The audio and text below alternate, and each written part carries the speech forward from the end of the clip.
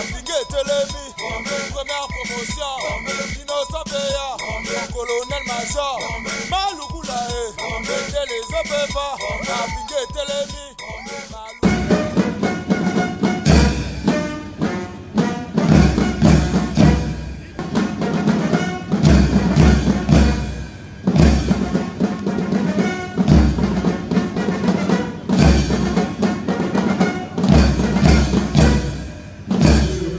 Colonel Major, directeur général des finances et de l'équipement, à l'occasion de la cérémonie marquant la clôture des stages PT1 et PT2 en gestion administrative, financière, matérielle et en logistique, le troupe d'honneur et celle de la DGF sont rangés. Je vous invite à les passer en revue. Commandant de l'ensemble de troupes, Colonel Ikani Aubert Serge Willy, chef du secret de direction près de la DGF.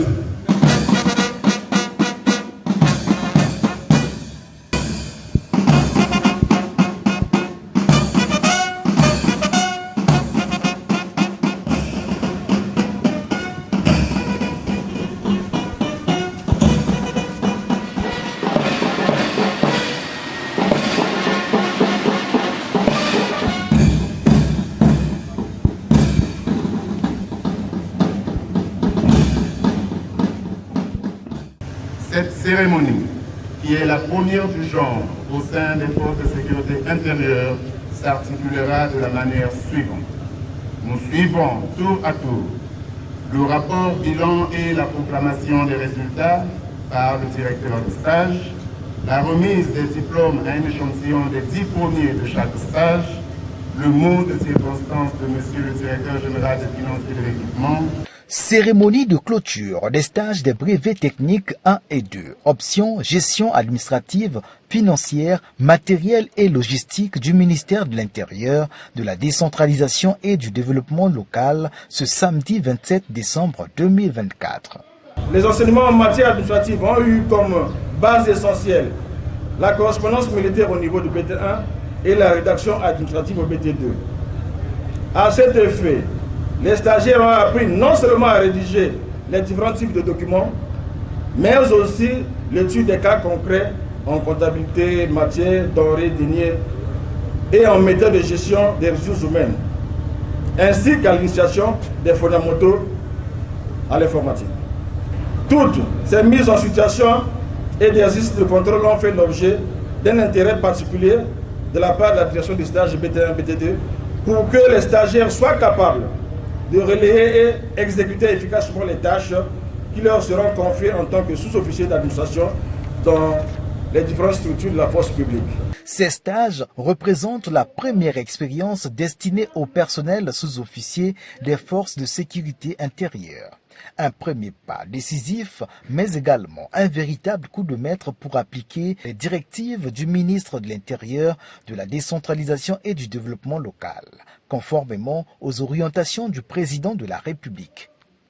Permettez avant tout propos que je vous présente, au nom de l'ensemble des personnels de la Direction générale des finances et de l'équipement, ainsi qu'à mon nom propre, nos chaleureux et vifs remerciements pour avoir accepté d'honorer de votre présence cette cérémonie en dépit de vos nombreuses et importantes occupations. Veuillez recevoir nos vœux de cordial bienvenue dans ces emprises de la Direction générale des finances et de l'équipement pour magnifier avec nous la fin des stages des brevets numéro 1, numéro 2, organisés pour la première fois au sein des forces de sécurité intérieure. En effet, ces stages de brevet technique numéro 1, numéro 2 qui vont connaître leur dénouement sont les premiers à être organisés au bénéfice des personnels sous-officiers des forces de sécurité intérieure. Ils sont l'aboutissement du dynamisme, de la réorganisation et de la modernisation de la force publique, chère à son Excellence Monsieur le Président de la République, chef de l'État, chef suprême des armées, qui, à l'occasion des réveillons d'armes, ne cesse d'interpeller le commandement quant à l'organisation des formations à tous les niveaux gage d'une force publique moderne et connectée à l'évolution grandissante de la société. Pendant 10 mois, 1350 stagiaires ont suivi un parcours intensif, conçu pour affûter leurs compétences en gestion administrative, financière, matérielle et logistique. Placés sous l'égide du commissaire colonel-major Michel Innocent-Peya, ces stages incarnent la volonté résolue du ministère de l'Intérieur de moderniser ses structures et de renforcer l'efficacité de son administration. À travers cet engagement, c'est un véritable changement de paradigme qui s'opère. Une transformation silencieuse mais déterminante de l'ensemble des forces administratives. Sous l'impulsion de M. le ministre de l'Intérieur, de la décentralisation et du développement local, il a été convié à la Direction générale des finances et de l'équipement, déjà fait par décret 2023-192 à son premier article alinéa 19, entre autres missions, l'organisation des stages dans les domaines techniques de l'administration, des finances, du matériel et de la logistique. Ces stages s'inscrivent donc parfaitement sur la droite ligne des dites recommandations. Cette nouvelle organisation se veut de mettre la Direction générale des finances et de l'équipement au centre de la gestion des corps administratifs, financiers et logistiques des forces de sécurité intérieure, à l'instar de la Direction générale de l'administration et des finances, des GAF, du ministère de la Défense nationale. Ceci pour permettre un meilleur suivi des cadres du corps administratif en vue d'une gestion optimale de leur carrière. Cette formation a permis aux stagiaires de se forger des outils essentiels, non seulement pour affronter les défis de la gestion publique moderne, mais aussi pour y exceller. Chaque étape franchie a été une marche vers l'excellence. Chaque épreuve, une victoire silencieuse face aux exigences croissantes de l'administration publique. Ces stages BT1, BT2, dont les résultats venaient de nous être présentés et qui sont la raison de cette modeste cérémonie, combien émouvante, sont des indicateurs constants de la volonté, une fois de plus, de M. le ministre de l'Intérieur, de la décentralisation et du développement local, d'adapter chaque jour un peu plus de visibilité dans un processus vaste de relance et de modernisation de la fonction administrative au sein des forces de sécurité intérieure. C'est dire que ces stages dans leur articulation et les objectifs visés ne sont plus à présenter. Ils font partie intégrante de cette dynamique qui s'inscrit bien sûr sur le long terme, mais qu'il faut consolider à chaque fois et chaque jour. C'est notre préoccupation maintes fois réitérée, car cela dépendra de notre acheminement avec assurance ce chemin difficile de l'amélioration de notre gouvernance administrative. La cérémonie de clôture des stages BT1 et BT2 a été un moment de célébration, un moment où la performance a été honorée. 20 stagiaires, parmi les meilleurs de la promotion, ont reçu leur diplôme et un signe de poche. Des distinctions méritées pour leur moyenne exceptionnelle allant de 16 à 17. Cette vague qui est la première par la dernière. À l'horizon 2025, il est prévu l'ouverture des premiers stages de spécialité dans les domaines techniques de la couture, de la menuiserie, de la plomberie, de la pâtisserie, de la conduite, de la musique et bien d'autres. Les personnels formés seront directement employés dans les unités techniques du groupement logistique des forces de sécurité intérieure. Ces unités dont tous les travaux de construction des sièges sont en cours de finalisation seront opérationnels en tout début d'année 2025.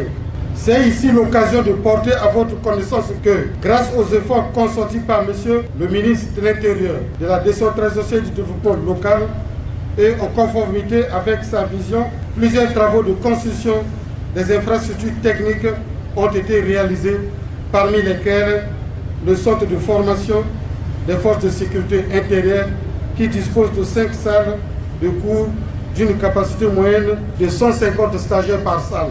Toutes ces salles sont équipées de matériel didactique adéquat, notamment les vidéoprojecteurs, les ordinateurs, de tables pour instructeurs, un système de sonorisation performant pour un meilleur suivi des enseignements.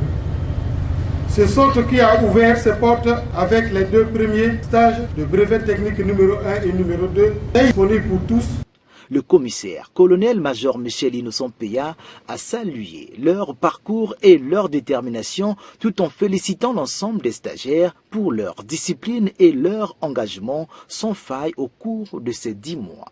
Ces stagiaires ont incarné l'excellence de cette promotion et sont devenus des modèles de rigueur et de persévérance pour leurs camarades.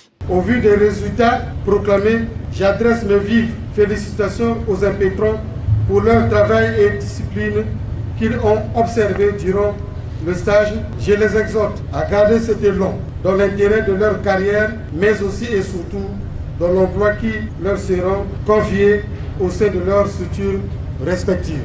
Notre vœu le plus ardent à l'endroit des autorités représentées en ces lieux est de voir ces heureux récipiendaires pleins d'enthousiasme et de volonté s'épanouir dans leur spécialité et pouvoir progresser au travers des missions qui leur seront confiées au sein des unités dans le cadre de la poursuite de la mise en œuvre de la fonction administrative dans les structures d'appartenance. Je prends par conséquent acte des résultats qui viennent de nous être présentés.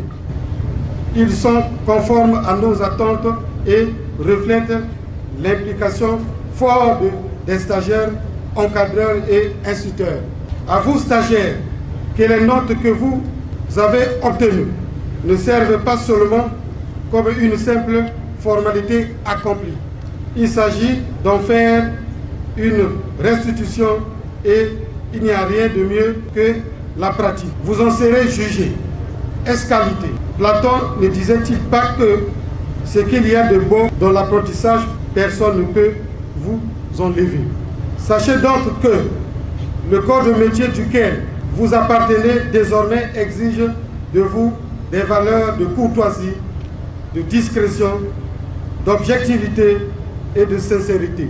Vous devez faire montre de professionnalisme dans vos nouvelles fonctions. Pour ces stagiaires, cette cérémonie est la reconnaissance de leurs efforts, le fruit d'une persévérance qui a transformé chaque journée de formation en une occasion de grandir.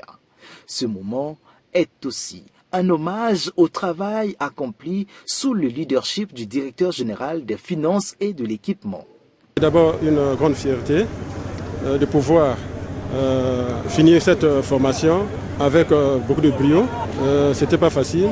Le secret c'est simple, c'est l'effort du travail consenti, une volonté. Je suis vraiment ému. Vous voyez, sur près de 640 stagiaires, être promu major, vous voyez ce que ça fait. Donc je suis émotionné.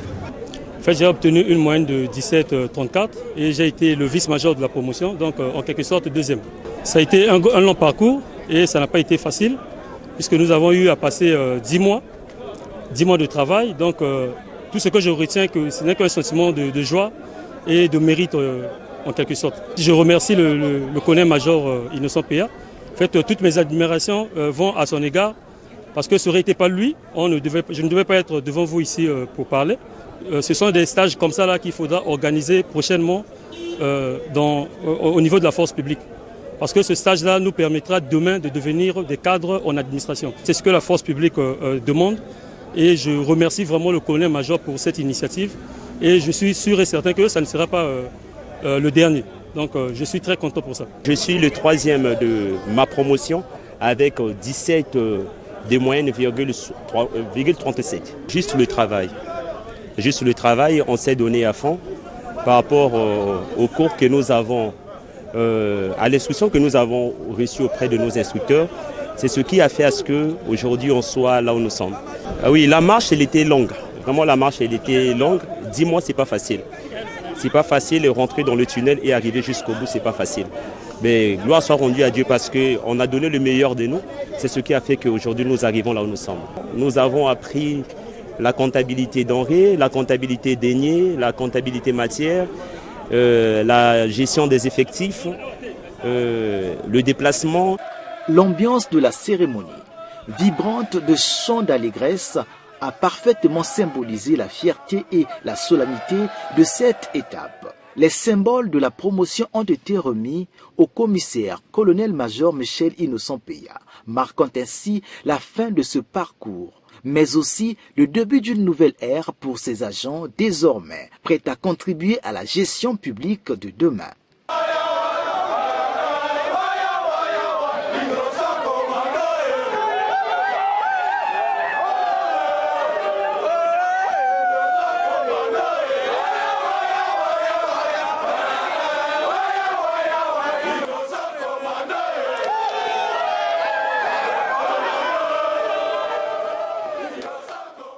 Désormais, ces agents sont armés de connaissances solides et d'une volonté indéfectible de servir l'État.